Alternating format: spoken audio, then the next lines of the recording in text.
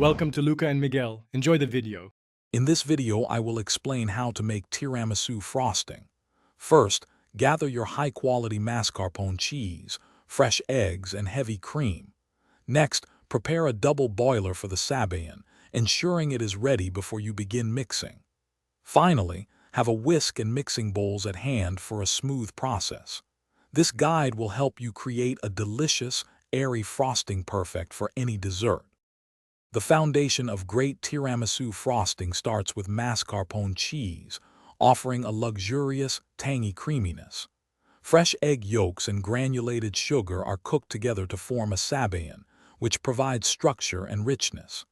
Heavy cream is then whipped to soft peaks, incorporating air for a light, fluffy texture. A touch of vanilla extract rounds out the flavors beautifully. Begin by whisking egg yolks and sugar over a double boiler until the mixture is pale and thick, forming a sabayon.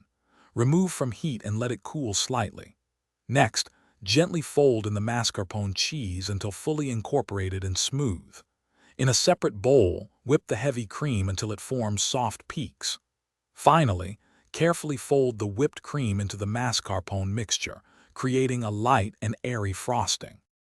For the best results, ensure your mascarpone and eggs are at room temperature before you start.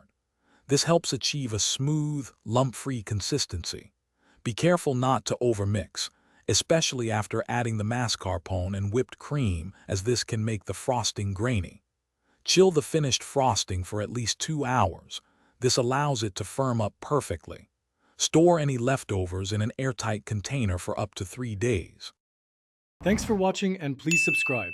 It's the best investment you'll ever make.